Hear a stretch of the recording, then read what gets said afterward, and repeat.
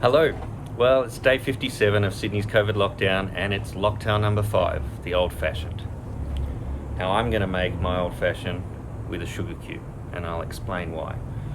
I'm going to infuse my sugar cube with about 4 or 5 drops of the bitter flavour that I want to go with my cocktail, and I'm going with Fee Brothers Black Walnut Bitters. Back in 1806, the word cocktail appeared in a newspaper article, and a bunch of people who were watching that article decided that they needed that word defined. And journalist Harry Croswell came back with an answer, that it was a stimulating liquor composed of spirits of any kind, sugar, water and bitters. Now, cocktail type drinks had existed for centuries before that, but the word cocktail really only came around in the early 1800s. And in the late 1800s, there were a lot of people asking for cocktails that harkened back to the 17th century and the 18th century and the early 19th century.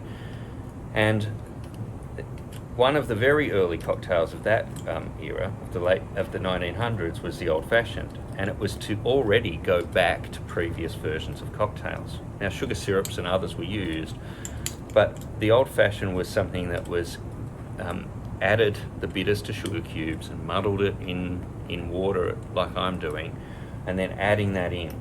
Now, when I was thinking of reinventing this, I was thinking about changing to a sugar syrup, but one of the glorious things about an old-fashioned is as you drink the drink, you progressively get more and more of the sugar, and you end up with those last remaining crystals hitting you at the end of the drink.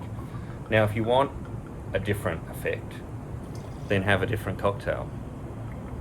There's also an argument about bourbon or rye, but a lot of the cocktails in the late 1800s were made with bourbon, and I think something like Michter's goes far enough back to be okay.